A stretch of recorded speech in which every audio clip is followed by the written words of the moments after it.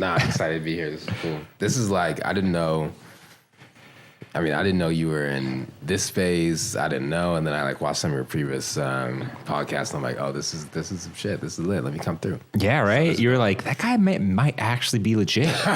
This guy's recording from his like Apple phone. Nah, this is like a real thing. Like he's got. I got a lot of emails and stuff. People like, yo, come do this, come do that. And you got to be like, I'm busy. No. But this is like super lit. So happy to be here. Happy to be on. This is cool. Damn, man. I'm glad I passed the litmus test for podcast quality, man. That makes me feel good. I put a lot of work in this shit. People don't realize it. Man, and I love this space, man. Amir, who's off camera right now for you guys listening.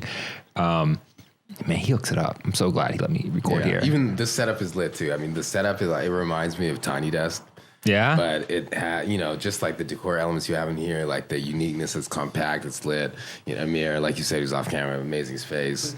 Everything. Like I'm looking at the camera right now and looking what's behind me, and it's just amazing. Like I feel like someone's gonna watch those TVs back there and be like, "Whoa, did I just watched a TV on a screen for like an hour and a half? What the hell just happened?" Yeah, for sure. Yeah. Yeah, and actually, I had to turn the volume down. Those things back there, they actually made like bird noises and shit. It really started to geek me out one episode. Okay. Yeah, it was really unique. It was really throwing me off, man. It's unique. It's crazy, man. It's like so many people try podcast, but people don't know how to do it. Yeah, and the other thing too, it's a weird thing to commit to. You know what I'm saying? Like it's a weird everybody commitment. gets the first episode, right? It's like episode 100 that's nobody gets to. So it's like once you find your groove and then reaching out to people and trying to like make the stories interesting every single week, like it's really challenging. Dude, it's really challenging just getting.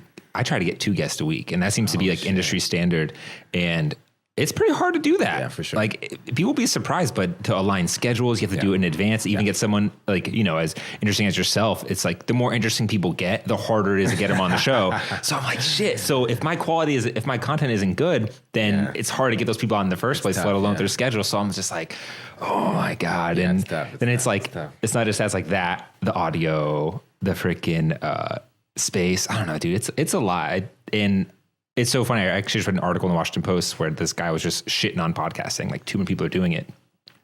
And I was so butthurt at first because the clickbait title was so good. Yeah, sure. But then I read it and I was like, yeah, he's kind of right. A lot of people don't do it right. It's bad audio. They really don't know how to talk to people. I'm just like, okay, I feel kind of better after listening to that. Actually, I was like, maybe more people will not do it. Yeah, And like the other, you don't fall into that particular category, right?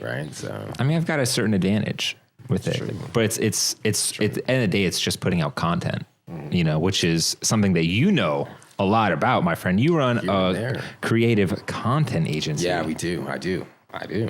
That is crazy. Yeah, it's been a crazy journey. Yeah, we started so myself, my business founder, my co-founder, Gary Williams, who you should probably also have on the show. Okay.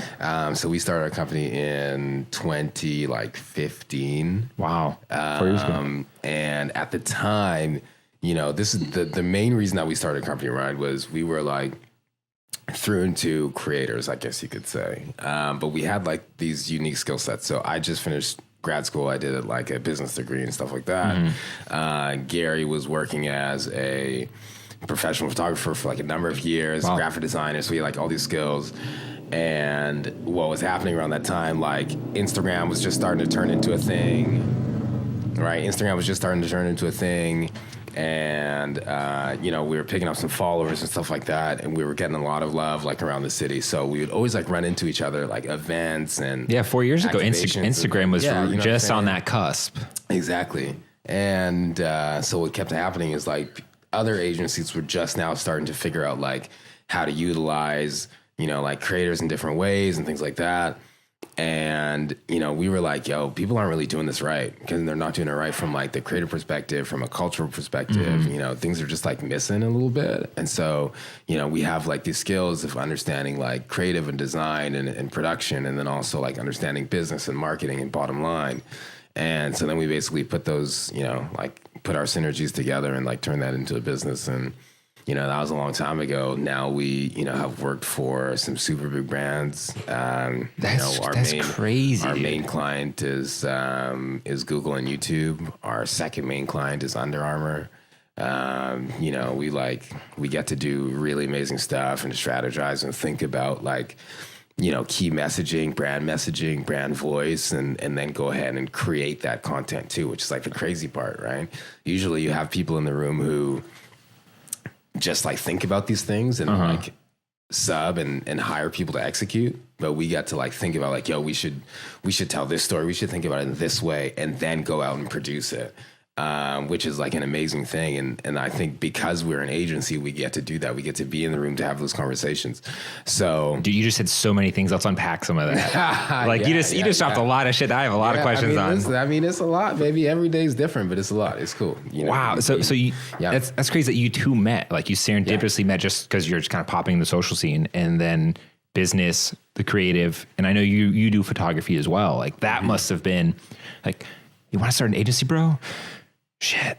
Like that must have been a crazy first conversation, because I think it's one of those things where you might talk about with your homie, but then you get to it and you're like, wait, this is a lot bigger than we think it is. And let alone to get to the point where you're talking with YouTube and Google. Yeah. I mean, it was it felt like it was a big decision, but I truly feel like we didn't have like another direction we could have went. Really? What's interesting is we really didn't even know each other that well at the time when we started the company. Right. And what's interesting about that is, usually people start companies with like people they're just like known for a long time and like don't really care about like what they bring to the table. And for us, it like started with what we bring to the table. Right. And then so the business kind of like turned into, something quickly, because we had like, if like skills are a pie, you know what I'm saying? And like a great business has like all the different skills in it. Like we were able to figure out what we wanted to do. And like, it took the two of us to have the skills to like fill the pie, to like, say, this is what we want to do as a company. Business and creative. That's perfect. And, so the conversation was like, I mean, it was pretty simple. We didn't start off fast in any way, shape or form. We did like super small jobs for almost like a year or so just to, pay some bills and try and make a little bit of money. I don't think we got hooked up with like, our biggest client, Google, until probably about a year and a half, 2 years in. But in that time, we were able to like make small steps and make small mistakes as well to figure out like what we wanted to do, what we were good at, what we were bad at, what was like shit we never wanted to do ever again. What's the name of your company? Creative Theory Agency. And it just seemed, I don't know how to classify, but just so people know what we're talking about. It's like a content agency. Like, are you like the Black Gary V? Like, what am I missing here? So there's two parts of our business, right? So one is like cultural consulting. So things that revolve around like communities of color, whether that's like Black, Hispanic, Latino. We work a lot around like celebrated groups. So like, LGBTQ as well. So is it like how to approach that group and how to market to them effectively? Not necessarily. It's more so about like, from a consulting side, is like identifying where you fit on that spectrum of support, right? And like, is your brand fitting into like what you say you support? And then if you say you support something, like what is your key messaging, i.e. content that like proves that? Right. So, and how does it correlate to that audience? Right. Exactly. Right. And so, there's some really big agencies in the world that do like amazing work, and they're worried about putting out like, your next Super Bowl ad or like your commercials and all that other stuff. There are fewer companies in the world that focus on, like specific demographics. Right. And so us being in that demographic and deciding that that's like the stories we want to tell and content we want to create around, like, that's pretty much like the lane that we're in. And so that's like from a consulting side. And then from a production side, like traditional creative agency work. So, like cinematography, photo, print, graphic design. Is that geared towards social or just whatever outlet? Primarily social stuff. We've done spots that had like, 100K behind them on YouTube. You know what I'm saying? Like to make sure people see them. You mean all those ads that I have my ad blocker doing work on? Yeah. Sorry about that. Exactly. It's okay. It's cool. Sorry about that. So it's not just like Instagram by any means. I think people are obviously, moving a lot towards video. So a lot of that content ends up on different platforms and channels. And you think it's a big move towards video, just the culture of content in general? Mm-hmm. Yeah, I think Why so? Metrics. I think long form is.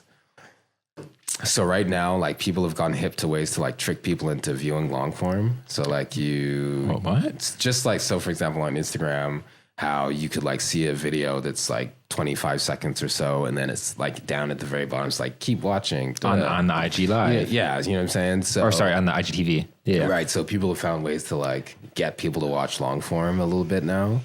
And I think also too, from a brand perspective, people like putting paid money behind video and not photo. It seems to last longer. Yeah, so I mean, it lasts longer. You can engage longer. You can tell a more in-depth story, and it's just like that's just in general how we consume more media now.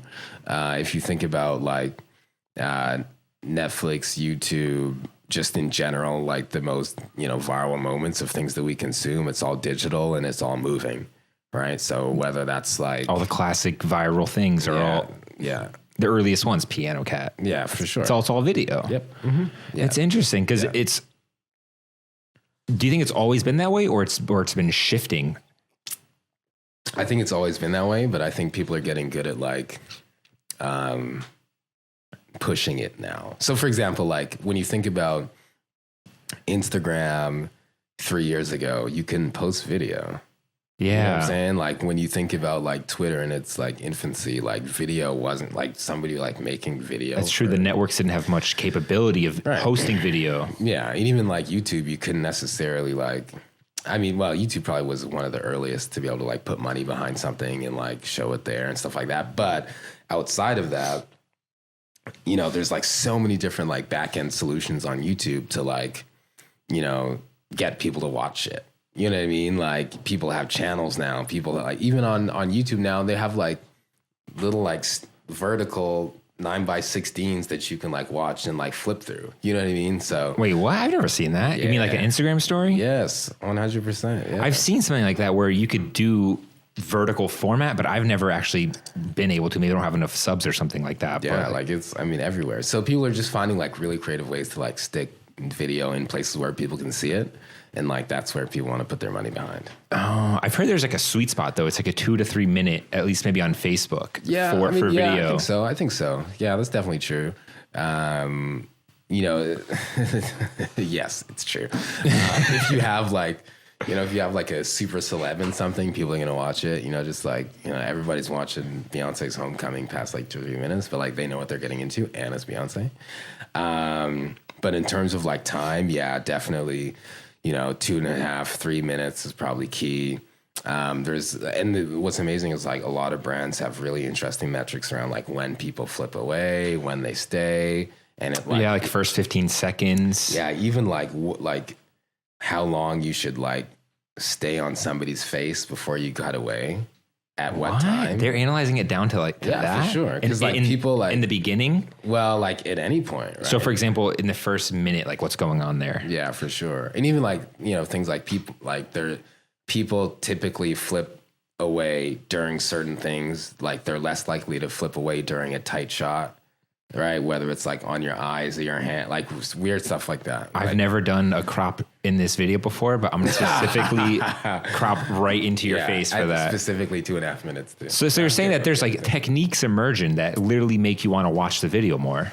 Yeah, I mean, like that's the whole purpose of like why people like video is because you can monitor and measure like all of those things, right? And it just gives you more. Hey man, cheers by the way. Yeah, for sure, 100%. Do you need more wine in there? Yeah, you always need more wine. Top up. Yeah, you get a little top up. Come on, give me that thing, man. But yeah, so I mean, it's that's something that we've been. That's steep. That's steep. Oh shit, I got a heavy hand. My fault. It's all good. We live in. It's almost Friday. I mean, it's not, but whatever. We're rounding up really hard. Yeah. But yeah, so, it's like, so going back to the original question, there's two parts, the consulting part, what to do, why to do it.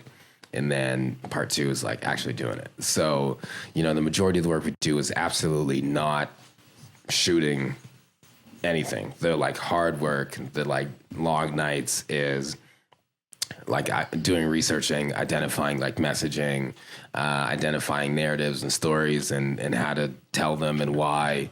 Sounds like you're really analyzing certain I guess, subgroups of people? Is not even like subgroups, but like opportunities to message around like certain groups, or not even like message around, but like how to highlight this like particular group or what do you mean by group? You mean like race?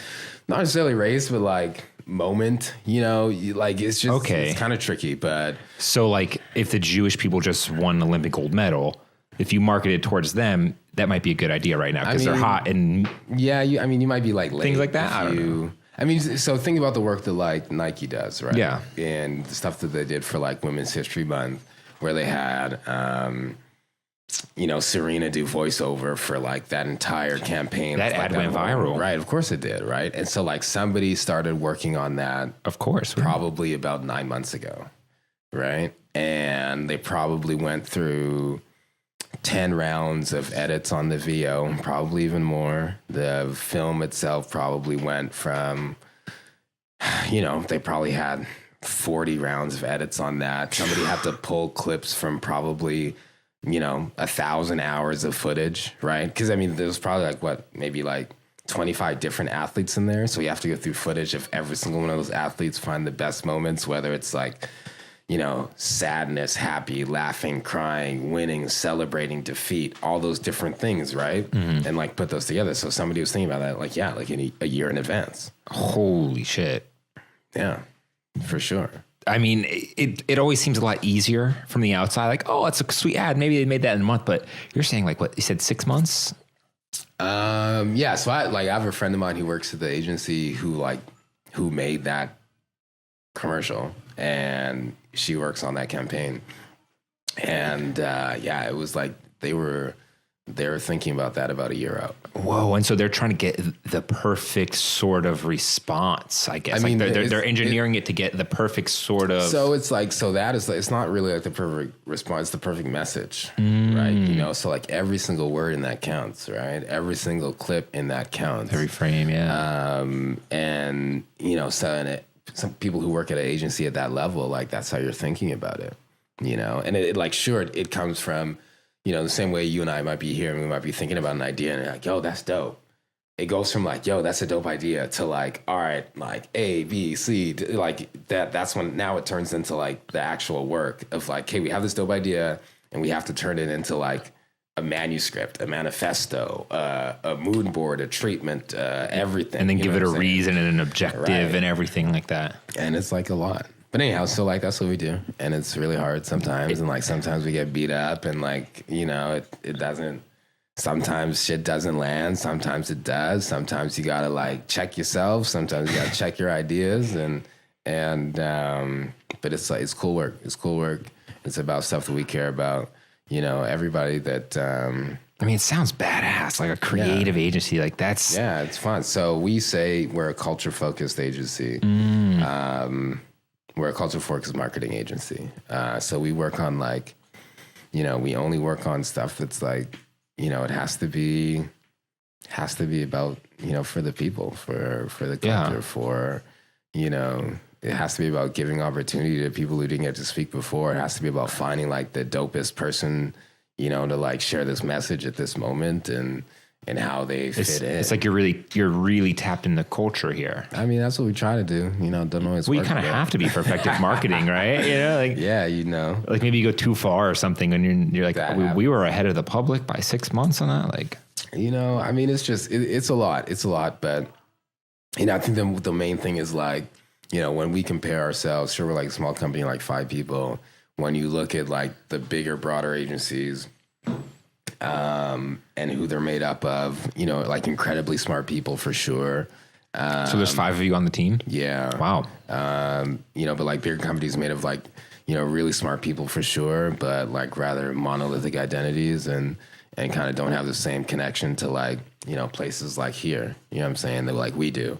And, these are the moments and people who are defining culture in different cities, right? Not the person who has already been placed at here, and here. It's how do you meet the, Amirs in every city? How do you meet how do you know who has this hella dope story that needs the opportunity to like put that story in front of like 10 million people, you know, because that's the best part.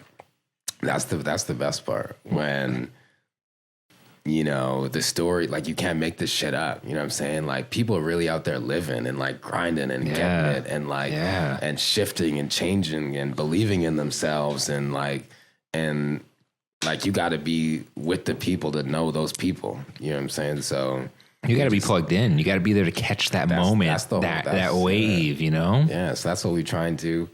You know, everybody that works with us, that is on our team, you know, they're like, you know, they're in the community. They got their own brand. They're doing dope shit of their own. And we like love that we bring on hella dope people to the team. Cause like bring your network, bring your energy, bring your like, oh, I know so-and-so. You know what I'm saying? Like that literally. So that's like more important than, I'm sure the resume is important, but someone who's more plugged in, I guess, is super important to you. 100%. Especially because it's so lean. You got to be, to work for us, you got to be plugged in. Absolutely. You got to have your like nose to the community. You got to be involved in your community. You know, and you got to be able to send a damn good email. That's also really important to us as well. Dude, sending an email, the mental warfare of sending an email is insane. I know. You don't know how many exclamation points I've deleted. Oh, for sure. Right? Like if you do it in the intro, then the ending word, you're kind of like, ooh, that's too excited, right? For sure it is. There's so many weird dynamics. You know, when you're emailing with like C-suite people and like executives and shit, like, you know, you got to be able to be like both worlds, you know what I'm saying? To like understand, you know, how to like kick it and wop and be cool or whatever. And then you got to be able to like, you know, articulate the meaning of a message in a campaign that you're going to put like $200,000 behind. Dude, that is so important. Like, you can get sign off from this manager, that manager, and so executive. You know what I'm saying? So it's like it's cool. It's cool. You're an artist in the streets, but can you talk to that guy that you need to write a formal email to? Right. You know? It's cool. I mean, you know what I'm saying? It's cool work. It's cool work. Like for real. Like, you know, I appreciate being here. It's like it's cool work. You know, so I mean, to even have a team is really impressive. Like, how old are you? Do you mind me asking? Is that I am 31. No way. Yeah. That's really young. Why do I look young? I would guess you're my age, 28. 31, yeah. You know? Somebody thought I was like 25 the other day. Really? You could pass. You got good skin. Yeah, you know what I'm saying? You got good skin. I try to live my best life. Me, my face is dying over here, bro. No, but I mean, but to go from 2 people to even having 3 other people on your team, I mean, that's a crazy responsibility. That's a crazy leap. Like, hey, did you ever imagine, like, you had to imagine, but what was it like? I feel like yes and no. Like, you don't really know what's going to happen until it happens. But so there's so many different ways I can ask this question. So, okay, let me start where I'm going to start. So the people who work for us, it's happened like super serendipitously and organically. Like it's been crazy. So this is how we hire people.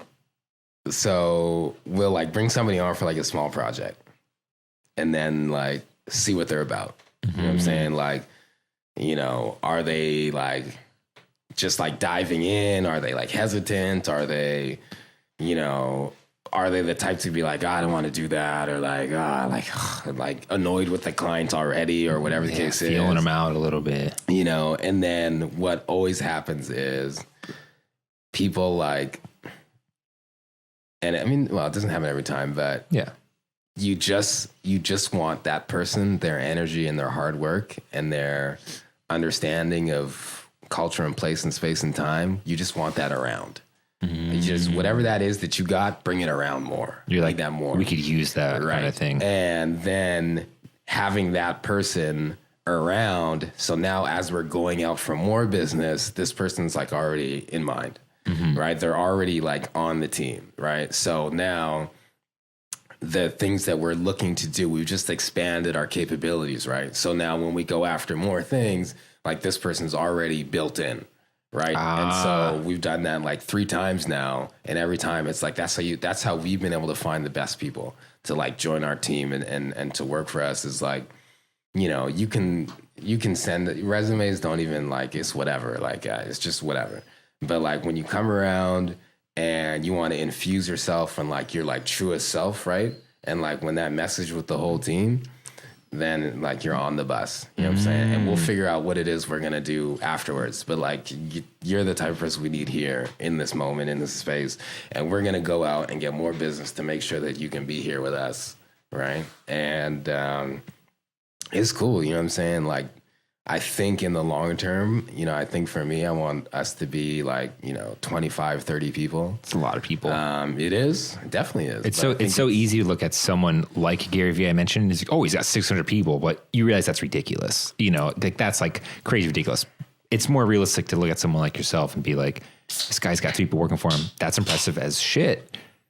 I mean, it happens quick. Yeah. Like it happens really quick. You know, you could have a conversation tomorrow that lands you like another thing where you need 2 more people to fulfill it for the year. You know what I'm saying? Like, because so in agency work, you know, you have accounts, right? So you have people who work on one account and not on the other account, right? You can't overload people. You can and, you know, you need people to be like focused on a particular objective or a particular client to like respond and be thinking about it all the time. So, you know, every time you get a new, you know, like Fortune 100 client who's paying you on retainer or whatever the case is, that's like 2 more people you need, right? So you still have, you know, an account executive, which is usually like, you know, Gary and myself, whatever the case is, to like top level client conversations. And then you still need the team to like facilitate that research and that work and like get that going. And then the thing about being like the founder of a company is that you need to always be thinking about like, number one, getting more business, right? And like looking at the big picture, what are you like really after, right? And so in the first couple of years, you know, Gary and I were doing like everything, like literally everything. But it doesn't let you like think about, you know, oh, we have this crazy idea that we want to do and execute, right? Because like you're too busy like sending emails and accounting and and all this other stuff. But like once you get to the point where you can kind of, you know, bring people on to who are great in their own way to do that work, then it still allows you to like free up to go after that thing to like continue to expand and continue to expand.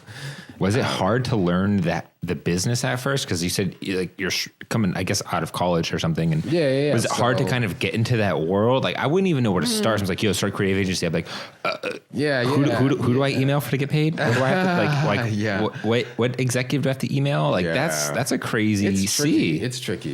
So that's a great question. So luckily I did have some skills in that world, right? So, you know, in undergrad I studied like finance or whatever, and then I did an MBA, so it's like business, right? But definitely like my existence was like a creative one, you know what I'm saying? Like my true life was like a creative life, you know what I'm saying? And when we started this thing, the work we were doing was not what we're doing now by any means. What were you doing when you started? We were just like, it was just like all photo stuff and and like really like people's social images and stuff like that. And it was just like really small stuff. But what happened was we knew the work that we wanted to get to. So we were okay with like sacrificing to do like the absolute grunt work in the first while to like build our portfolio. You gotta have that belief to like work on the big shit. So then we were doing that, and like we're probably about a year and a half in, it's going where it's going. Like, you know, you're making just like enough to like pay your cell phone bills and some other stuff like that, and like whatever. And then we decided like if we wanted to start working with like super big brands and work on like a really big scale, we needed to start producing the type of stuff we wanted to get like hired for real. And it's a concept that myself as a photographer that was really a switch for me as well. Yeah, was you have to perhaps pro bono in the beginning to 100% put out the work you want to get hired for. 100%, which is a weird concept for a lot of people. Yep. So even like, my philosophy, I don't expect anybody to pay me to do something I've never done before. Like, Interesting. I don't know why anybody would pay me to do something I've never done before. So what that means is like, if I want somebody to pay me to do this, it better be in my portfolio and it better be lit as shit. right? So that's when, like 2016 or so, we started doing like, we put together like this digital magazine, this digital and print magazine. We shot everything. I wrote everything. I had my wife's mother copy read everything, and like we were like up for like weeks on end and night proofreading and getting everything perfect and and we put out this magazine, and it was about like all these amazing creators of color in the city and like what they're doing. It was a bunch of different industries, and it was like writers and authors and chefs and cooks and like architects and like just and poets, like a crazy swath of people. Yeah, you showed crazy stuff, culture in there. And that literally, like, we had like a little launch party for it, and then like 2 weeks later we were in a conversation with Google. What? You know what I'm saying? What? And it was like, had we never done that, it wouldn't have been like proof of our capability. But how does that lead you to Google? So I mean, this is the thing, right? So we sourced in the magazine. It was all people within our network, right? Yeah. All people who we knew were doing amazing stuff. We found some money, printed the magazine, and we're like, yo, we need a party. So then we had a friend who was doing some like kind of helping out creative theory at that time and stuff like that. And she had a girlfriend, like a homegirl who worked at Google at the time. And we were like, yo, we're doing this thing and like we need like a little space. Can we like, I don't know, we need just like a little like rooftop thing to like have a little thing da. And so we were able to like meet up with them over there with her. And the ask was literally like, yo, we just need some space that's like cool to like get people to come to, because we're doing this thing. It's like for the culture and people are lit, and like it's all the dope people in the city who like you'd want to know and meet. Who wouldn't say no to shit. that? So she was like, yeah, sure. Let me send some emails and like see if you guys can like rent our like rooftop for like this little while. The Google rooftop? Yes, exactly, in DC. It's a real story. So shit, I didn't know there was a Google office. Yeah, so there's a Google office here in DC. Shit. And so yeah, we were like, maybe we can have this little thing like at your office. It's great positioning. Right. And then again, the thing too is like Google's doing all that stuff with like small business owners and like all that other stuff. So we were like, yo, like it's like all the lit Black small business owners in the city, like just like let us have this party here. And it's like it's a little happy hour. We're just gonna da. And it's gonna be dope. So she was like, yeah, sure, like it sounds super cool. And so she like sent some emails on our behalf and was like, yeah, you guys can do it on the rooftop, no big deal. And so we're like lit. Everybody's gonna come now. Fuck like, yeah, you got this. this. Like, hasn't been to a Google office. Like nobody's been there, so like people are gonna come. So we're like, shit, this is dope. You got the creatives. You got the Google rooftop. Right. What the fuck? Like exactly. So we had this event, and then our Connect was there, and she was there with like a couple other people on her team. And literally, like, the vibes at that event were, like, so crazy. Damn. That it was, like... And we had all the people featured there who were there. They brought, like, a bunch of people. They brought, like, their friends and stuff like that. So the vibe was, like, so powerful. That's a really cool vibe. That our Connect was like, hey, like, there's some interest here from, like, some people on my team to, like, maybe do something like this. Because this is, like... This is a community that like we've never had this vibe out here in this building ever. Whoa. Right. And so after that, it led to like a bunch of different conversations. And, we started doing we did a bunch of stuff for Google that year at Essence Fest. And like we worked on that project for like 3 months. We did print stuff with them, and like we produced this magazine for them, and like hosted like some events for them in New Orleans, and it was just like crazy. And then we like got hooked up with their agency team and their marketing team, and then like just dominoes, like it was crazy. And but long story short, the entire thing came back to like, we wanted to do something that we had never done before, but we had the capability to do it. We had the network to do it, the community to do it. We had the in-house scale and talent to do it. And we're like, it's just going to take some time and some energy, and let's just fucking do it. And the next thing you know, it led to like probably, we've been working with them, every single month since then, right? Whoa, on different projects. That is a way to start, dude. Holy shit. So, we took off with that.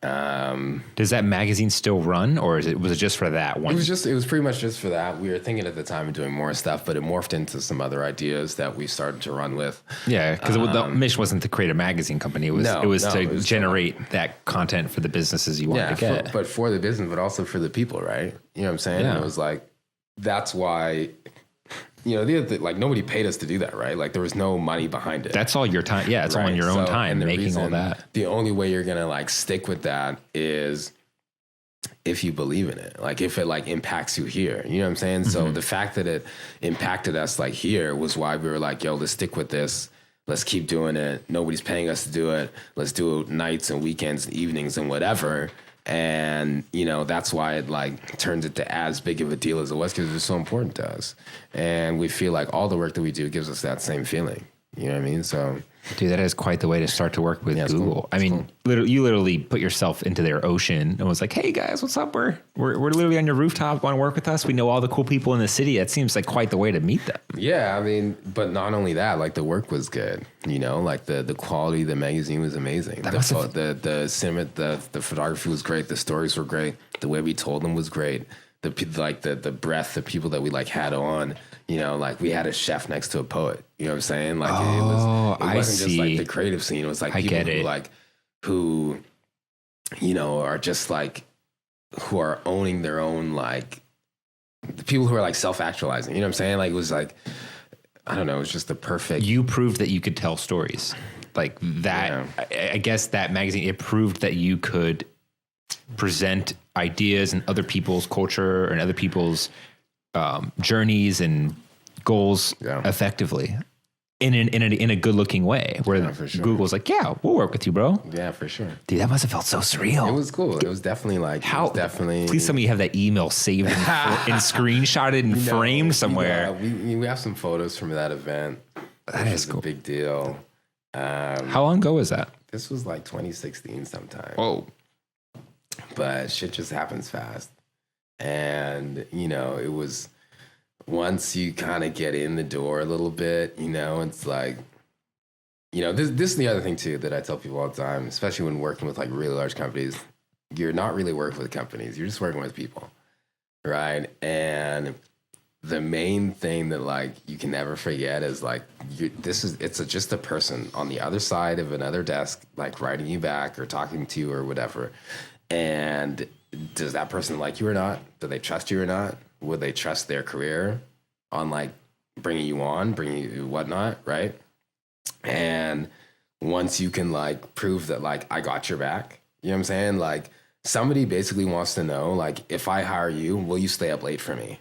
You know what I'm saying? Like, that's basically it. Like, will you stay up late for me? That's a very humanistic way to approach it. My shit looks good over here. Yeah. Like, if I have to hit you with some last minute changes that we didn't talk about that aren't in the budget, like, are you gonna stay up late for me? Are you gonna work with me? Are you gonna try and make this work, right? And I feel like our company and our culture is, like, we bend over backwards for the people that we work with, and they trust us and they believe in us, and we do everything that we can to make sure that people are like, these guys got us. Like, just, they got us. They won't let us down. I see what you're saying. It's so easy to assume a company like Google is just some big fucking company that doesn't care and they will just give you a check. But really, you're right. It's very people. Human effect. It's someone putting their neck on the line to hire you, especially if you're new, right? Yep. Mm-hmm. And then hoping that you return the favor. Yeah, absolutely. 100%. Like, as they're climbing, like, so that's the thing. Somebody on the other side of that desk wants to do something cool, right? They still have to sell that idea to somebody above them, right? That's true. And so do they believe that, like, what you're going to give them they're going to be able to present that shit with pride to the person who has to, like, can they go to their higher up and be like, or not a raise tomorrow? You know what I'm saying? So, at the end of the day, it's just people who want to, like, believe in the work that they're doing and want to trust the people that are going to help them work on the stuff that they want to work on, and we've been, like, really aligned with working with the right people who, believe in the work that we do, and we believe in the work that they do. And it's always, like, yo, this is cool. This is important. This is important. This is important work. This is an important story. And it always feels like that. And, like, our mission is so like concrete in that, we want to work on things that revolve around culture and inclusion and when people internally where that are like that same level of crusader, then it's like, yo, let's just do just dope shit and it's going to be lit. You seem like you have a really deep understanding of people. Like you really kind of get the human to human sort of like compassion and you really care about that. Yeah. I mean, yeah. Like you kind of understand that everyone's like an individual. Like I kind of get that from you. Like you have this like kind of caring vibe about just like that one person. Yeah. I mean, literally like, yeah, I think so. Where does that come from? I don't know, man. Do you have like really cool parents or something? No, like that? My parents are pretty cool, but I just feel like, man, in work and in life, like, there's so many difficult things and, people are just trying to like make the best of each day, and when people are too quick to get upset about like, oh, the tone in that email or they said this before, they should have said that, or they're trying to do this and that. And it's just like, yo, just like, before we get all up in arms here, let's just like think about what's at stake for them. Right. And then let's think about what's at stake for us. And then let's approach it like you're a human, I'm a human, and it's all good. You know what I'm saying? And, after that, it's like everything just works out. It's funny in our, we've been in boardrooms and like we're pitching ourselves and our skills. And the first slide is like creative theory. The second slide is about our past clients. And of course, but the slide doesn't say past clients. It says this is the creative theory family. Ooh. Right. And the reason that it says that this is the creative theory family is because all the people that we work with, we treat them like his family. Right. So what that means is, we're not competing. We're not after different goals. Like your goals are my goals. My goals are your goals, right? And I think why that's so beneficial or why like that's such an important slide to us and like as we're talking about who we are and what we want to do is like people need to know that like we'll go to the end of the earth for you. You know what I'm saying? The same way you would for like your brother or your sister, or the same way like you might have a tough day, like if we're family members, you might have a tough day, we might argue, we might like, you might say something crass to me or whatever the case is, but it's like, yo, like nobody's going to talk shit about you. You know what I'm saying? Like I wouldn't let that happen because at the end of the day, we're still family. It's family means more right. than just a client. Yeah. People, respect that. And I think we do a lot to make people feel like that. There's no like, when we're on the team, when we're like working with our clients, like you're not going it alone. We're not here to like, treat it like a paycheck and then sort of just, okay, look at our clients list. Like, thank you. Yeah. And I think like just even the level of communication and like the sincerity in that communication and like the willingness to like learn and think about like perspective, I think is something that's like so important. As in, how are they viewing this? How are they viewing things and why and for what reason? And like, if there is a shift that's necessary, like what, how can I tell you about my thoughts as to why there needs to be a shift or needs to be a change or this idea should be stronger with X, Y, Z, right? And I think what happens a lot is people get like stuck in their own feelings and stuck in their own like, not necessarily stuck in their own ego, but like just like stuck in this like right or wrong thing. There like is no, especially in like marketing, like right and wrong is razor thin. And it like there's nuance to everything. Yeah, 100%. And like the people who like say like yes quickly and no quickly, like avoid those people, because like there's always shit that you have to consider. Like for everything, like everything you have to like think like on the other. Like I think they say like economists always say like on the other hand, but like literally like on the other. That's a real like. Everything has two sides, right? You can position something like this, but maybe do we think about this? Did you think about that? Is this like, should we put this out before that? Should this? Like, and then you have to be, strong enough to bring those conversations to the table and be like, let's think about this. I don't know what the answer is. I don't think you know what the answer is right now, but like, we're all smart people in the room. Maybe we can figure it out. You know what I'm saying? And, once you get in the mind frame of approaching things as like, I have information, you have information, somebody else here has information. Let's like pool these information hubs and then let's get to the optimal solution, right? And then that takes it out of like, well, I think this is right or I think this is wrong. Well, like first, before we like start like saying that, let's think about all these different opinions and ideas and like all these different contextual elements. And that's when you get to like, oh yeah, let's do this. And then when you do that, then obviously it's like, yo, we just like made this amazing team decision that everybody is behind. I see. It's like you state your idea. I say my idea. It's okay to admit that you were wrong in your thinking. 100%. But let's come to that greater sort of thought of 100%. This is what we should be doing. 100%. And it's in a lot of ways, it's dropping your ego. That's kind of being like, okay, you're right. I was wrong. That's cool. Yeah, and not even like wrong. It's like I didn't think about that. Oh, there you go. You're not wrong. Like, you didn't think about it that from that perspective, right?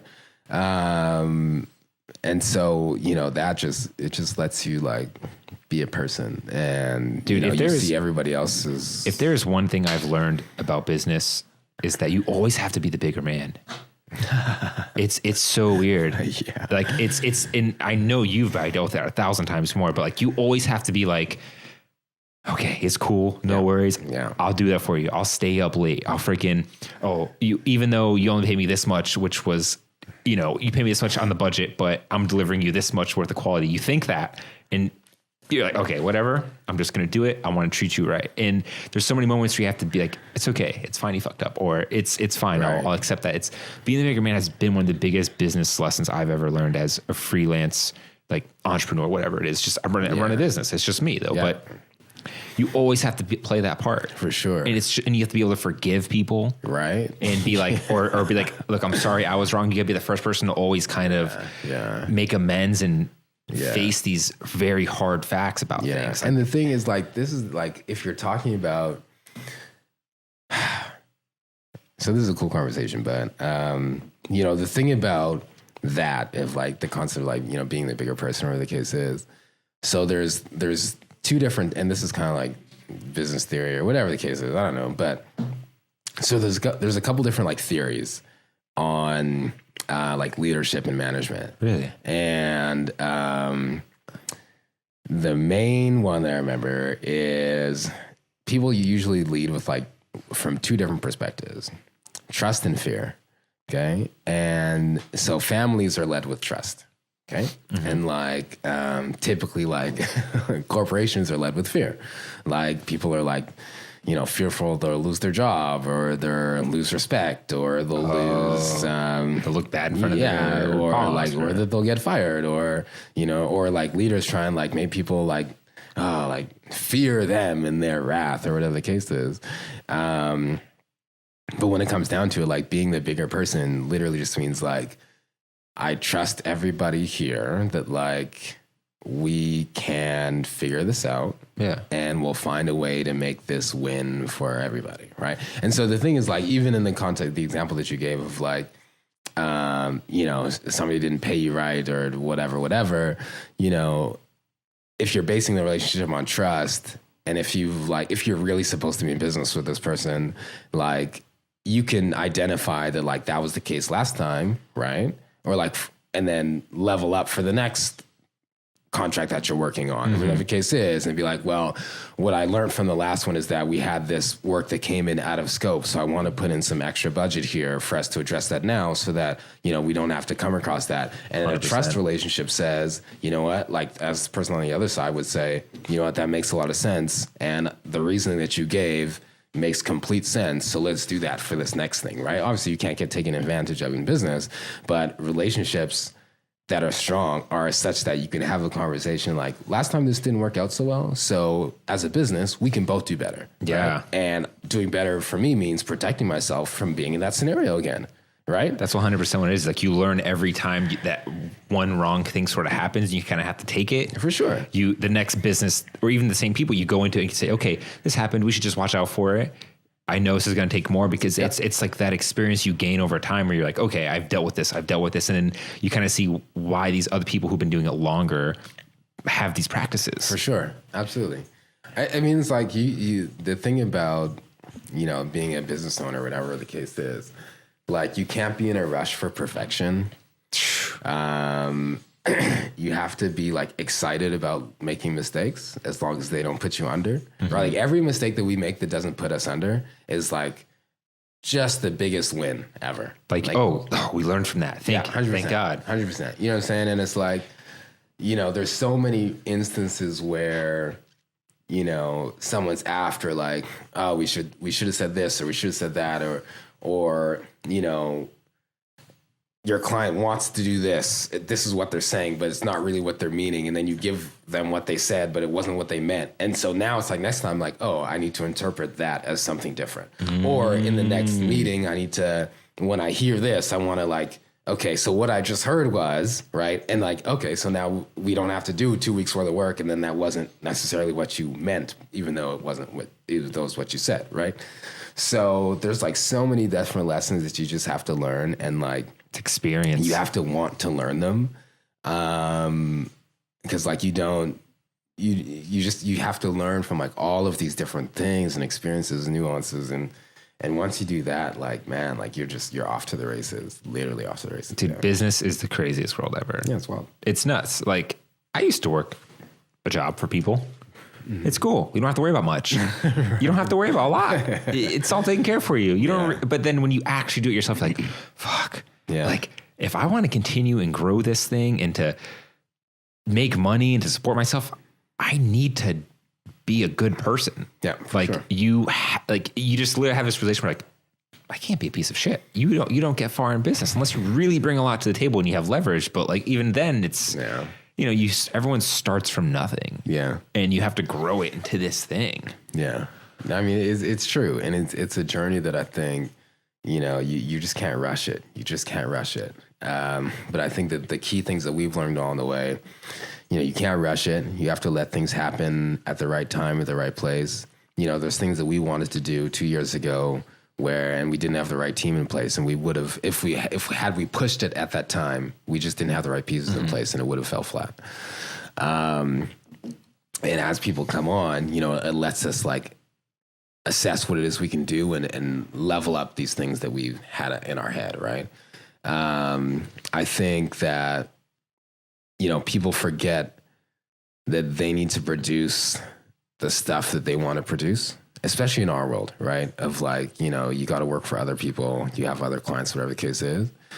The most impactful work that you can do is the stuff that like you want to do, right? The stories you want to tell. Those things will forever get you farther than like your client work. That's very true. I've noticed that a lot in just my 2-3 years of photography is that every time I've created for myself, it turned into that thing I wanted somehow.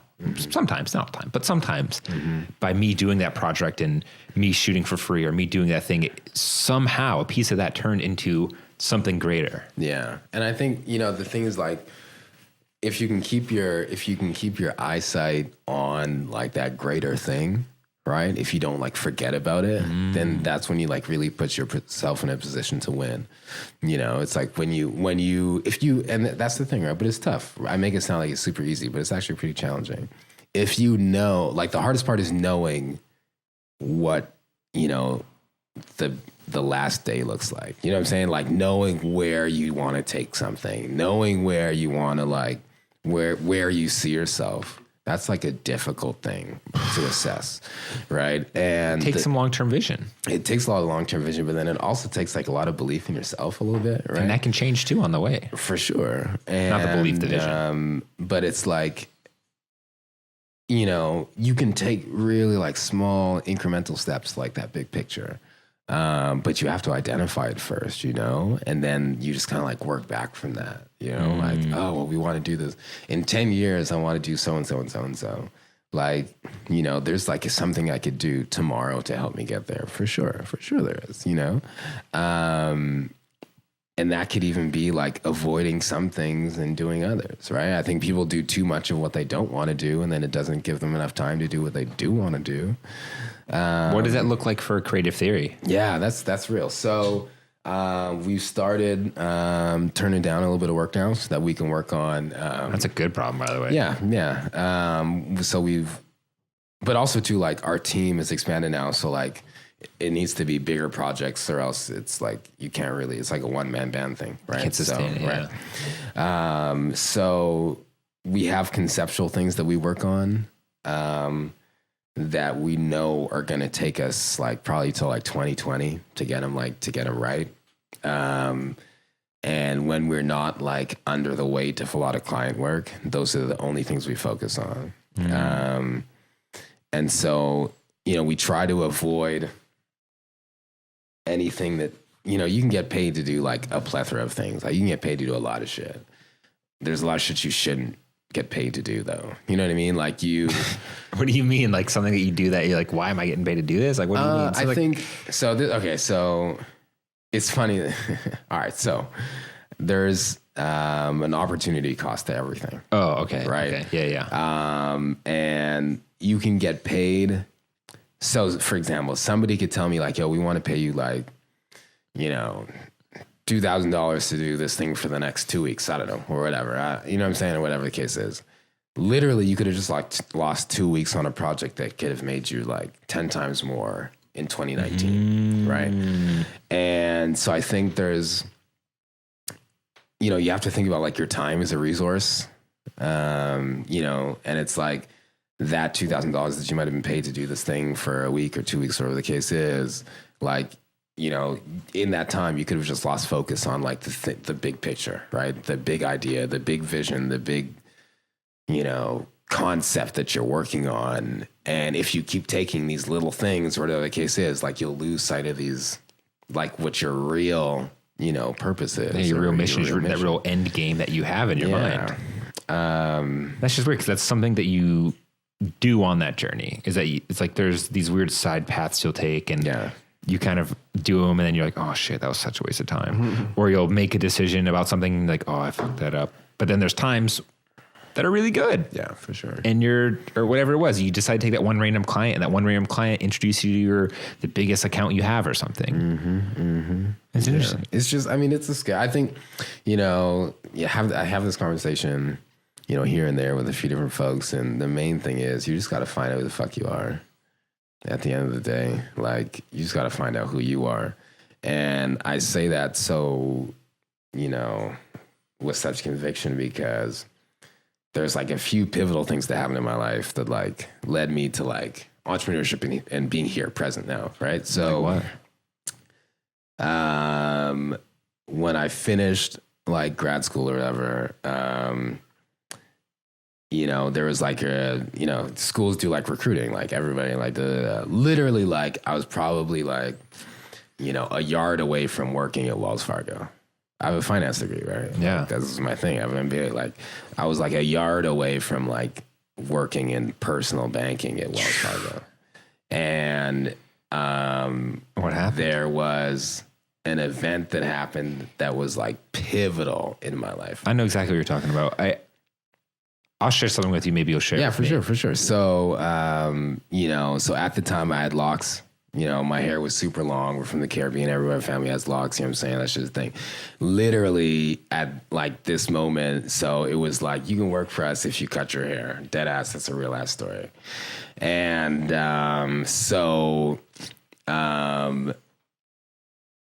obviously this was like what? This was like 2015. Yeah. This was like 2014. So. And and mind you, literally like, so you go to school for like a bunch of different reasons, right? To like get a job and shit like that. And so I'm like, nope, not doing it. Over the dreadlocks? For sure, 100%. Not doing it. So that doesn't seem like that big. And like, mind you, like, so like 4.0 and like, I was leading like a bunch of different, organizations in school and this shit. And like, I'm like pretty clever. You know what I mean? Okay. Like, yeah. You have a good track record at that point. And, degree. Okay. So I'm like, nope, not doing it. Just absolutely not. over the line. 100%. Okay, like, wow. Like if you don't want me here, like as who the fuck I am, then like later. Like Okay, I get not it. even a chance. I get it. So then that happened, right? So that was like perfect in hindsight. At the time, it's like, yo, this world is fucked up, right? Which it is, And plus, obviously. if people in your family probably looking at you like, For sure. are you I mean, stupid? That would never like that. It would it was just no, like it would, I would never, there was a 0% chance that I would ever even think of or consider that. So anyhow, Okay. So, I was like, nope, not even for the slightest second was I'm like, this is the thing. So walked away from whatever that scenario was that I would have been presented with, whatever the case is. So then, I finished my MBA and, I'm interviewing at one company and one company only. And wildly enough, I'd worked in like marketing and then like some other shit like that. So I was like, I only want to work at Google, right? This is like, like everybody fucking says that. Everyone wants to work at Google. So, and I'm Canadian, long story short. So I'm good. So I end up like interviewing at Google. For a position in Google in Canada. And like in the time, I'm like, this is it. Like, this is like the great opportunity. Super dope. This is going to be like just an amazing way to like, that's the workforce. That's the Apple. That's it. For sure.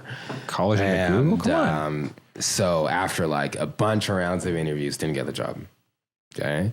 And then they call me back again, like, 2 weeks later, and they're like, we have another position opening up in Toronto, which you interested? I'm like, yeah, I'm interested. Interview again, bunch of rounds of interviews, didn't get the job again. At the time. You see what I'm saying? And so after that happened, I'm like, I feel like at this moment now, like I know who I am. Like I know like what I will do, what I won't do, what level of like uniqueness I have, what I can bring to the table. Like I feel pretty clever at this time. Like if I'm like getting all these looks at like this company, I must be pretty decent in some type of way. You know what I'm saying? So then I'm like, you know what? I'm not going to interview for any other job ever again. And that's when like 6 months later was like was Creative Theory, right? And then wait a minute. So it kept happening, and you didn't get it, I guess. Right. See, exactly. And so you got fed up, right? Well, I wasn't even fed up, but it was like I can't like go from working at my dream company, wherever that meant, to like like working for like I don't know wherever other people work at. You know what I'm saying? Like, were you so heartbroken about it that you decided to do something yourself? I don't think I was heartbroken. I wasn't heartbroken, but I was definitely like, this isn't ideal. Like, that would have been so great. Just like typical shit. But what it did was like open my eyes to like my own level of like intellect and capability. Right. And so that was when I was like, well, I don't want to like have this experience, which is really encouraging. And I met some really amazing people along the way.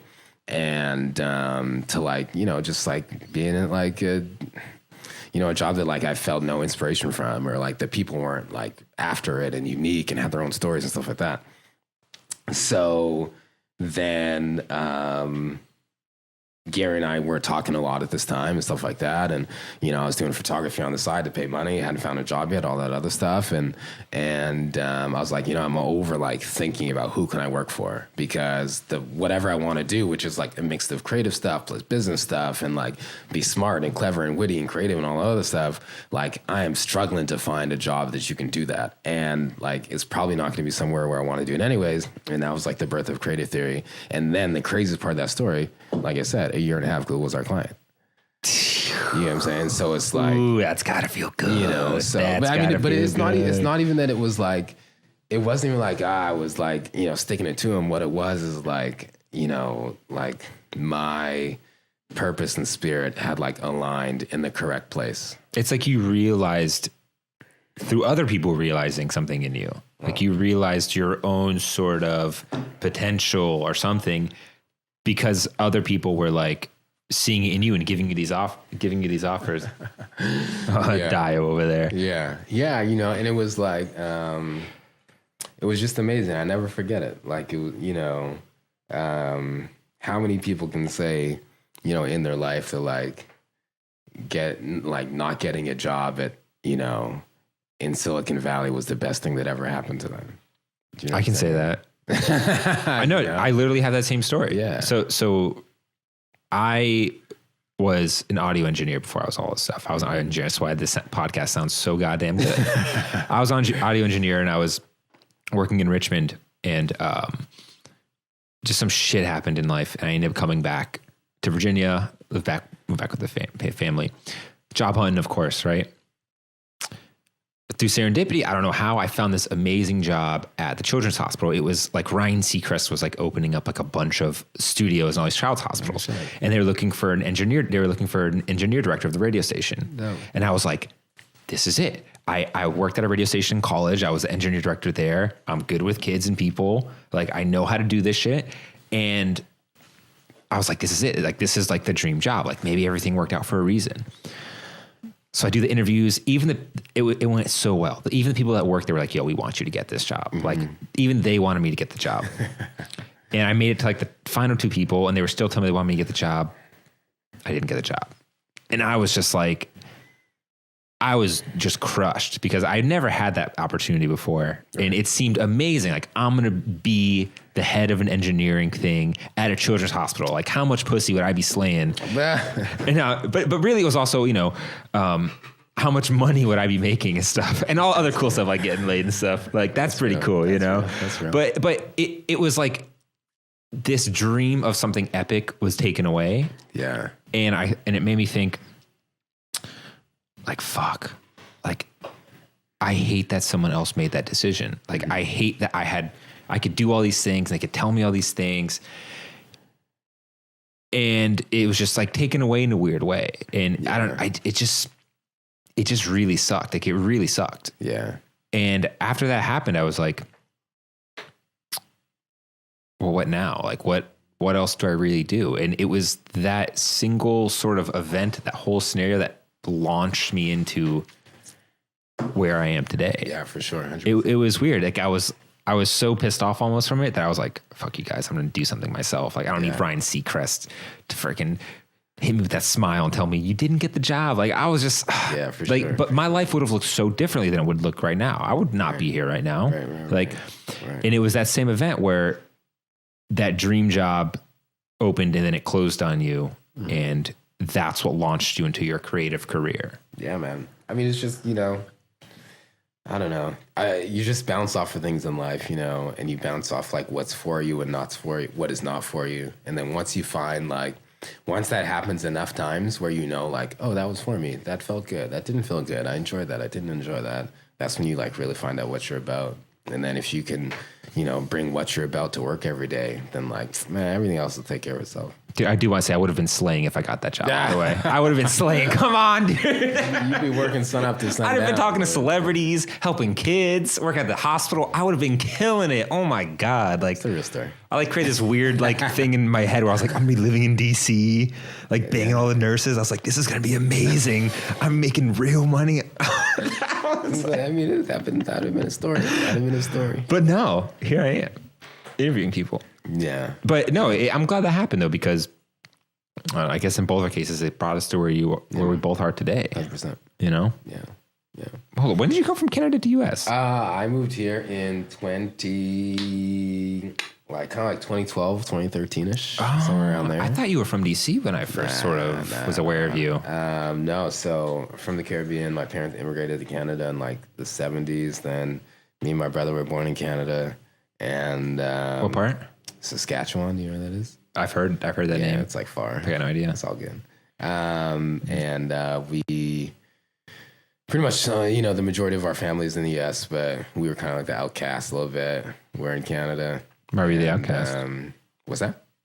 You were the outcast from your family because you were just over like there? we were just so far. Oh, okay. And like Toronto's like the big city, and like Toronto's super close to New York, and we're hella far from Toronto. You know what I mean? So it's like nobody's coming to visit. You know what I mean? Like that's just far. Oh, your family's in New York or in Toronto?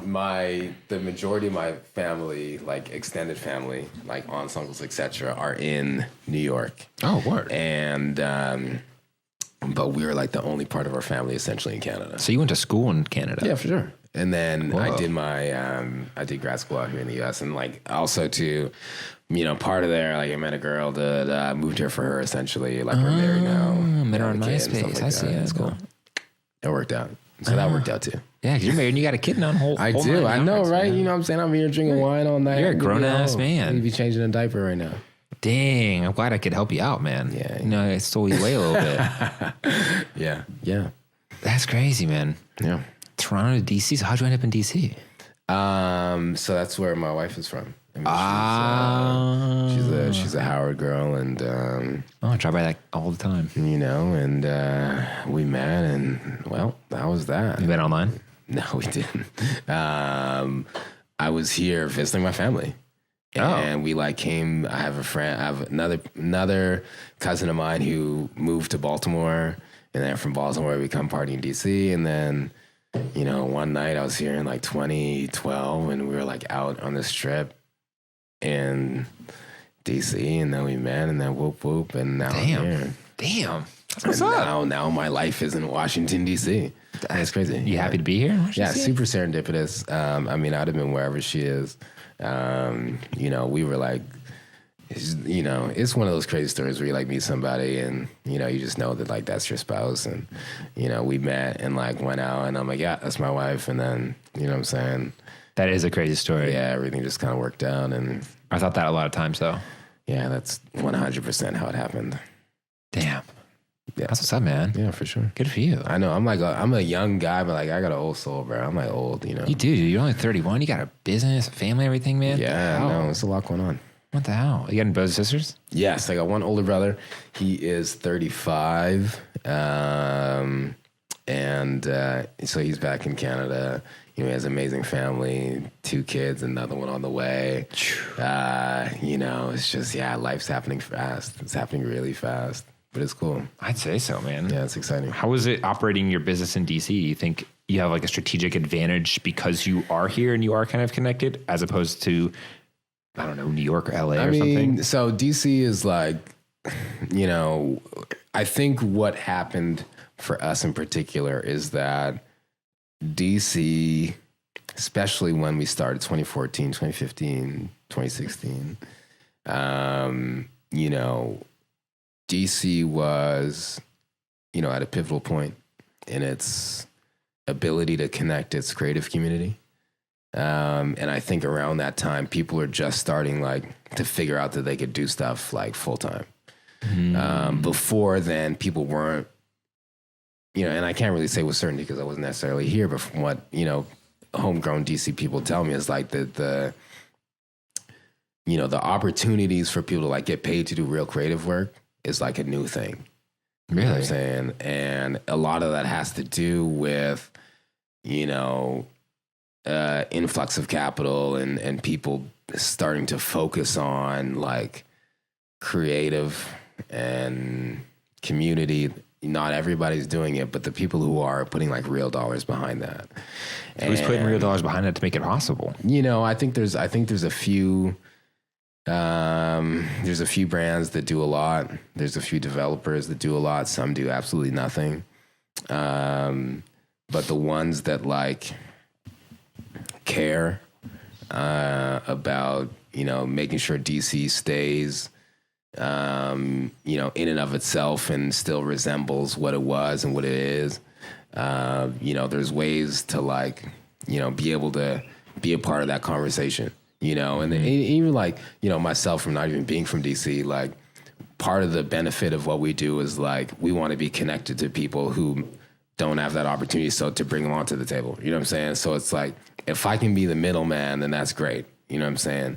But it's we have an opportunity to come here and do amazing creative work because, DC is almost a tier 1 city now in terms of like marketing dollars. You know what I'm saying? You got like, Really? You got New York, obviously way out of there. Oh, of course. And you have LA, of course, way out of there. Atlanta, way out of there. Who's next? DC. Really? Yeah. And so we're on the up and up. Yeah. So people are like bringing activations here, brands here, bringing dollars here. And, you know, we're kind of like here, right place, right time to have, you know, the cool credentials to like, you know, try and go after some of that work. So, you know, I think if we were here 10 years from now, it'll be a whole the creative different landscape world. here is going to be a lot different. Going to be Really? a lot What do you different. think? How so? It'll be a lot more competitive. It'll be a lot more saturated.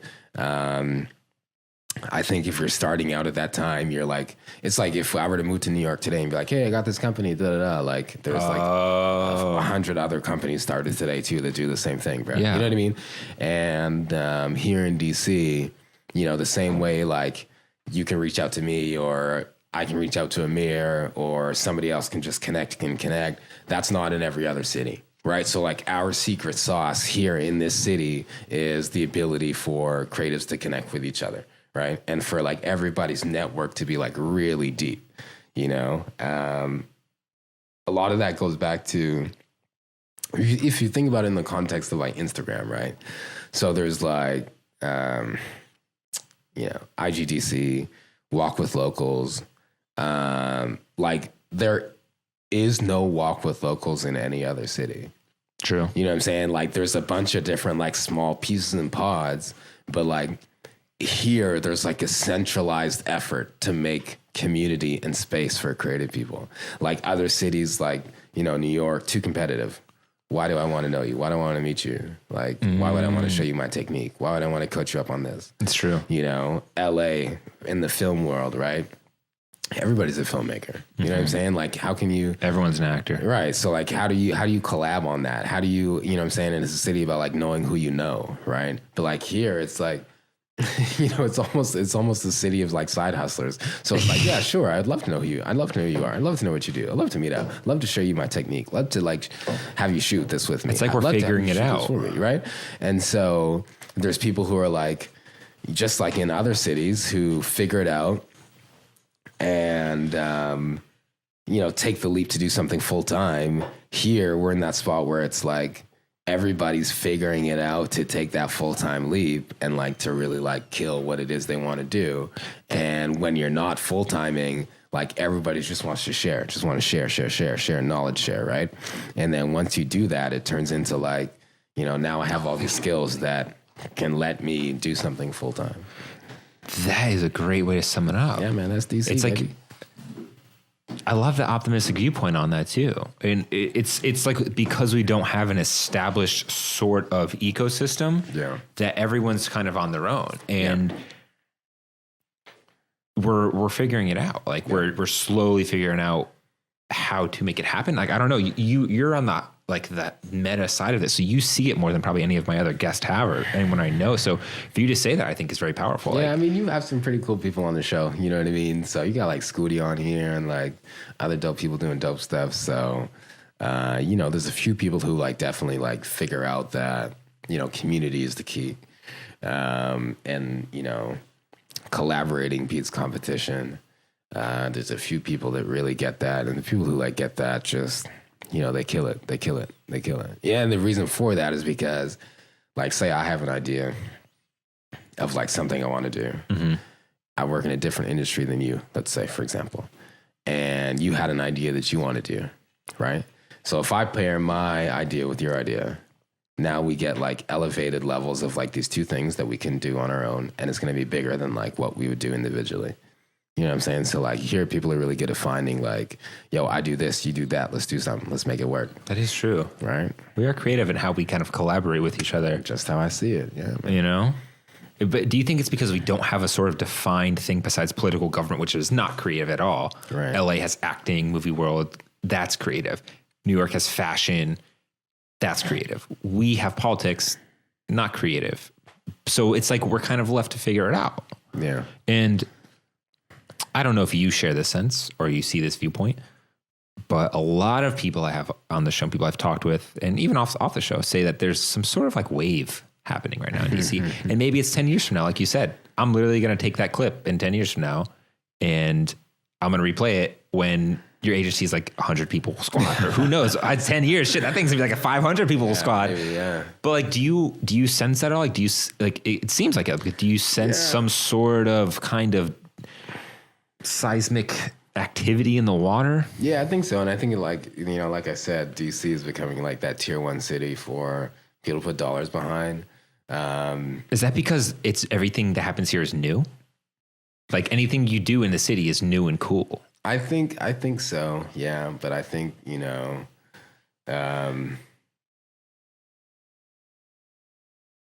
people just fucking with the city right now. Really? You know what I'm saying? Like, for good or for bad, like, the city popping. You know what I mean? And there's it's a double-edged sword for everything.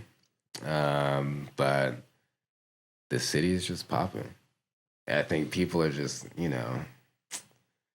I don't know. People are finding a way right now. People are finding a way. Like myself. People are finding a way. Yeah. I think, is it a wave? Everything has a peak and a trough for sure. But I think it's more so just about, broader context of people coming, to cities, living in cities, urbanism. So I have a lot of philosophies on like people living in places, etc. I think Baltimore is the next Oakland. There's a lot of cool stuff happening in Baltimore. Right now. I was there over the weekend. Yeah, I was blown away. Yeah, I'm in DC probably like at least a night a week. I'm in Baltimore a night a week. DC is on a wave, and I think the next wave of like dope, unique, interesting shit is in Baltimore. San Francisco was San Francisco 15 years ago, and then Oakland was Oakland 10 years thereafter. You know what I'm saying? I think they're like, it's a similar trend. What takes those cities to that awareness level? Is it music, or like what is? Some people say it's music, but like, is it the artists coming out of it? Is it the output of it? Is it just purely the dollars big businesses are pumping into that ecosystem? Yeah, that's a good question, man. I the capitalist in me says that like, you need big business. You do. And then, but outside of that, you need like the real business, so it's funny, like you can think about, so what we're doing right now, right? So like I have a thing, you have a thing, Amir has a thing, like we got our little things, right? People who work in like big companies, like are living to experience these things. That's very true. You know what I'm saying? So how I feel about it is like you need like the rigidity and dryness of like big business to fuel the fluidity and wetness of creative.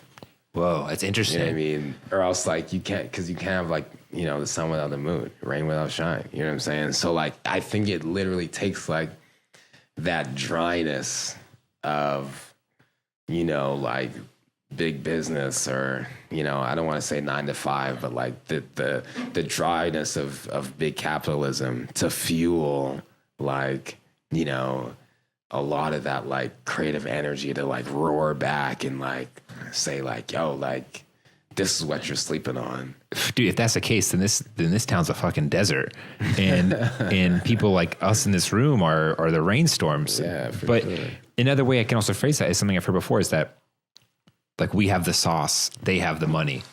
And they always want to have the sauce and look cool and to be able to present their brand in a cool way. Like the same way PBR is trying to activate DC and Baltimore, but they're using Natty Boh in Baltimore. They're trying to get into the art scene, and they're doing a very good job, but they've got the money. We got the sauce. Yeah. And so they throw it to us and we say, okay, cool. Like it's a real thing, and everyone kind of needs it. And yeah, so it is that yin and yang that kind of creates that center where maybe there's enough cool shit from us, and then the bigger corporations or companies, whatever, can find their way in it. If you think about it, like, there will be an influx of creatives as well to the city too. You think? Time out. Are you saying that someone's actually going to move to DC to be a creative or to pursue something? Sure. Yeah, absolutely. That's a scary thought. Yeah, 100%. 100%. 100%. Really? Yeah, like yes. But what would they move here to do?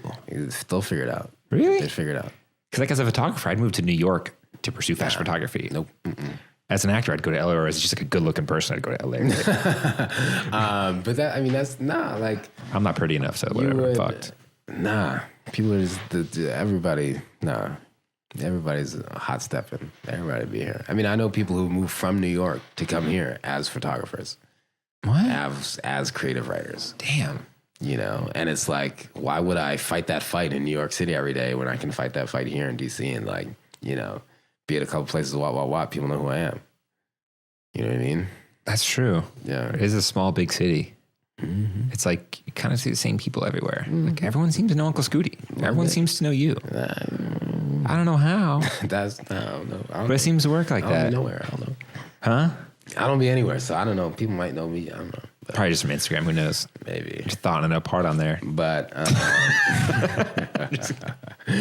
but yeah, I mean, it's you know, DC is one heck of a place. You know, it's one heck of a place, one heck of a storied place. You know, for me, you know, so you know, I've only been here, you know, 7 years or so. It's long as But the thing is that I call DC home because the most important parts of my life happened here. Whoa. You know what I'm saying? So this is where I found out who I was. This is where I found out, you know, what community meant. This is what I found what belonging meant. You know, that's all of those things. Sure, I lived somewhere else until I was like 26 years old or 25 years old or whatever. What's 31 minus 7? I don't know. But, you know, the most pivotal moments of my life all happened here. You know, like my truest existence began in this city. So this was home for me now. Damn. You know, I don't know if more people feel like that too. Some people come and go all the time, but like, you know, without this city, I don't think I know who I was. Damn, maybe home isn't where the heart is. Maybe that's true still, but maybe it's also home is where you find yourself too. Yeah. I mean, this is where the heart is too. You know, I got a family here, so. Well, that's cool. Well, yeah, it's both for you. Yeah, for sure. You know, Sure. Yeah. that's crazy, man. So what else is coming up for you, man? Anything in the works that you can speak on? What else is coming up for me? So, nothing that I can talk about. Yep. That kind of one of those things. You're doing that kind of business, man. It's cool. All those NDAs, and hush, hush. Yeah, I get it. So we got some cool stuff that we're working on right now. We got to go to New York and LA in early June to pitch a couple of folks on some ideas, and then those ideas will come through in 2020. Can I ask you a quick question about that? Real quick? Man, yeah. I've always heard the concept of pitching, right? Sure. Like this is something that common folk like myself hear about that you guys do. Chill. Okay, I'm not that common. I'm pretty cool. But I'm saying like when you pitch, is it literally like a bunch of people sitting at a table, you have a projector and you're like, this is creative theory. Like I've always been so fascinated, like what is this pitching thing that Gary Vee talks about, that you talk about, that other people I heard talk about? Like, what is this pitching thing? Pitching is like, you know, do our goals align? That's like, in its simplest form, that's a pitch. Like, okay, how can I show you that our goals align? And are you pitching on a certain specific thing at that point? Sometimes, yeah. I mean, the thing that we're working on next for 2020, is a specific concept. And then so a bunch of people come together to go to that place, and everyone pitches their own unique. So every company I mean, pitches. it's a concept created and designed by creative theory. So it only like exists in our world because we invented it, I guess. So you know, we're heading to, and yes, it is like bunch of people in a room, and you're presenting this idea and why it's amazing, why it's lit, why it's the shit, and why it makes sense with your goals and objectives, and why we need a bunch of money from you. Oh, so it's not necessarily that Nike, for example, or just use the example. I don't know. I'm pretty sure you've done a business, but anyways, they don't always have an objective like, hey, we have a campaign, who's going to be the best fit? Sometimes it's just you going and being like, hey, we have a great idea. So there's a couple different things. And yes to all of those. Oh, okay. So you can so we have to pitch ourselves and what our capabilities, as like an agency who can come in and do some stuff, right? You know what I'm saying? But then also too, because, you know, we have our own ideas and have this really big picture of like the impact that we can make as a company outside of producing content, we have these, you know, connections and people that we've done business with in the past, and we've like started to understand what their goals are and like where they see themselves fitting in. And then we like, you know, piece these things along the way of like, yo, that thing makes sense with this thing that we want to do in the big scale and And then we, you know, put together like these bigger ideas. And essentially say like, would you want to be involved in this? Oh. Right. So, I mean, there's different, you know, you can pitch on anything, right? Like whether it's yourself or an idea, or you just demystified the shit out of that for me. To be the agency for this particular campaign, or like to be an agency you should hire for XYZ or whatever the case is. But this is literally like, you know, we have this really dope thing that we want to do in 2020, and we think you'd be the best partner for it. Oh, you know what I'm saying? So it's like, you know, there's different ways to do everything, but, you know, those are the conversations we're having for that other idea that we can't talk about now. But yeah, I mean, we gotta, you know, every time you start with a new client, you gotta go in, you gotta find somebody who will at least let you in the door, and you know, set up a time to meet with a couple of people who can make a decision. And you gotta pitch yourself, your past work, your you know, who you are, what your capabilities are, what you can do, what, you know, how you understand who this person is as a brand and where you can fit in. You just blew my mind with some of that. The whole time I was thinking that like there's some mysterious job board that Nike has, and they're like, we're looking for someone to execute this idea. And then all of you guys go in and you're like, we can do it because this, we can do it because this. But really it could also be you just being like, hey, we're going to do this epic thing. We want you to be a part of it. Yeah. Do you want to be a part of it? For sure. Absolutely. Yeah, for sure. That's a game changer. That's like the fun shit, right? Because it's like your shit. That sounds fun as hell. And the other thing too, like, it's funny, you know, from an agency perspective, like, all of these people, all these like super big brands, whatever you call them, they have like agencies that do 99% of their work for them, right? And so a lot of them are not looking for somebody to come in the door and be like, hey, we can do this for you. Like, they'll be like, yeah, we already have a team to do exactly that. So how do you even operate in there? We don't. That's our thing. Oh. We only work on stuff that revolves around like culture and community. Oh, so you have your specific thing. Like, you have I'm not trying to film your TV spot. I'm not trying to film your Super Bowl commercial. I'm not trying to do your, you know, I don't know, your other branded content. Like, we want to work on this stuff, which we know that you've identified as important as a community that you want to speak to. And therefore, we have like the expertise and experience in doing that. So like work with us on this specific thing, right? And like as a smaller company, you know, we don't need you to hire us for like your entire shit, which you like wanted like a super big agency of, you know, hundreds of people for, because it's like, yo, we're working on like, you know, 5 campaigns for you for like the whole year. You know what I'm saying? And they're all going to take a lot of work and a lot of energy. And you need a dedicated team who's going to think about that, eat, sleep, and dream about it, and not think about, you know, like what you're trying to do on your next, I don't know, whatever. You know what I mean? Like, because that person's not thinking about this stuff. And we are every day. And we're in it. And our community's in it. And our heart is in it. So it's different. So that's like, I mean, it's just like it's like a business lesson. We differentiated in our space. Okay. Right. Cool. So, you know, it's like, you know, there's agencies for everything under the sun. But just in our particular space, we've done a good job of differentiating ourselves and, you know, saying like, this is what we want to do. And like saying that with like purpose and mission and authority. You know, when I'm not trying to be everything for you, but we want to do this because it's hella important to us. Yeah, we're gonna do this hella well. We're gonna crush this. And it's like if you don't bring us on to do it, we're just gonna do it anyways. And like somebody else will be like, yo, it's a dope idea. How can we be a part? You know what I'm saying? And so, you know, we just found out who we were as a company. And you just blew my mind that little thing about the whole pitch world too, and especially how you guys approach it. But like, I'm in the process of planning my next exhibition, and we made a deck for it and everything.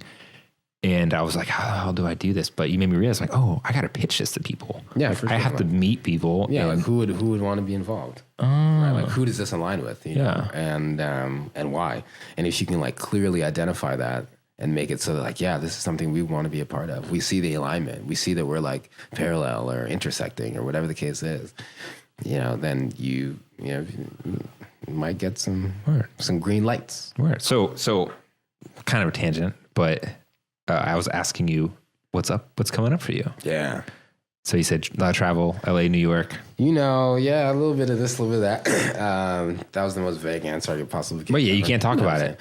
But just more work. Tomorrow I'm going up to New York, where Gary and I are speaking at an event for YouTube. What are you going to talk about? We are going to talk about collaboration and how it can impact your scalability. In my creator studio hub, there's literally a video talking about collab to take your content to the next level. Yeah, so I mean, it's bigger than just your content, right? Like it's more like the collaborations that you build and seek, allow you to do things that you wouldn't have been able to do alone. Facts. That build your portfolio, your community, your network, your audience, and inevitably, grow your ability to partner. Right. And, all of us do amazing work in here and stuff like that. And like, there's people who do amazing work, but haven't figured out how to partner with anybody yet. That's the hard part, I think, for anyone. If you can identify like a couple like ladder rungs or whatever, or like parallel places to collab with a few different people, then you can put yourself in a good position to like really go after the type of partnerships that you want, which could take you from like, this is my side hustle to like, this is my LLC. You know what I'm saying? Like very different mindsets. And a lot of that is basically just off of like who you partner with. Like partner is the best way to put it, to think about it, but it's like, who can you turn into like a client in a way? Yeah. Who could you strategically partner with I get it. Yeah, for sure. Wow. Yeah. That was some facts. That's right lit. there. That's lit. You know what I'm saying? Some heavy facts, man. I got a couple words in the dictionary that I like to use, but man, we just, we like to stay busy. We like to talk to people. We like to learn from people. Do you have a lot of time for yourself, or is it's just a mix between personal and business at all times? It's a mix all the time, every day. Right after this, we got to head home and like, put my man in the bath and go to sleep if he's not in there already. You know what I'm saying? But it's just. That's where, we that's part of it. You wake up, you work when it's about you, when it's about your core. People say it doesn't feel like work. Nah, it just feels like work sometimes. But, at least it's like you feel like you're doing something cool. Yeah. It's cool. Hell yeah, man. Yeah. Well, shit. Yeah. I really appreciate you coming on, man. Thank you. Yeah, I mean, this is dope. This is like a cool setup. I'm excited to like put this on my stories and share and post and link it, and like I'm gonna send this to some folks, and cool conversation. Yeah, man. Likewise, man. I appreciate it. No, this is like cool getting to know you. I like how we did this here. It was no like set question answer. It was just like, yo, let's let this thing flow. I don't like that kind of rigidity of it. Of like, I know. Blah blah. Yeah. Blah, blah, blah. Yeah, it's a lot. That's not fun. Who wants to do that? No. It's like vibing and feeling it out and just seeing where it goes. Yeah, there was a guy, so there's a Canadian radio host who was like the greatest at that of all time. But like I think it was like 5 years ago, there was like this whole sex scandal thing. It was kind of weird. But his name was Gian Gameshi. I never heard of him. And I'll send you the link. But like literally as a radio host was the greatest in the whole world that I've ever heard, as like a, and the shows were similar to this, right? But like just the greatest, the absolute greatest ever. His name was Gian Gameshi. It's a sword you gotta hone, man. Like for sure. This shit's not easy. Yeah, I know. It seems like we're just talking. Yeah, but it's tricky. There's a lot more nuance to it than people think. Yeah. And by the way, I was thinking of Tim Westwood. Boom! Explosion sound. Welcome to Tim Westwood TV. Yeah, that's what I was thinking when you were saying that. I didn't know about the other guy. No. But this guy, he's just, and he's off the radio now. But he was on CBC. But it was just, which is Canadian Broadcasting Corporation. But like literally, it was just like you could listen to that shit for hours, like not even know. And it was just like the best conversation. I aspire to be that good, man. I aspire. It was cool.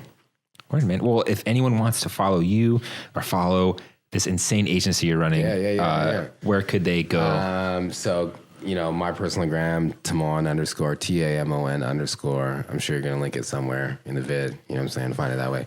Our agency is creativetheory.agency. Right. And that's the best way to find us there. Yeah, we're just out here living, man. Awesome. Well, guys, that's it. That's the angle. Peace out. Nah, I gotta go on, Devin. How you doing over there, Amir? Me too.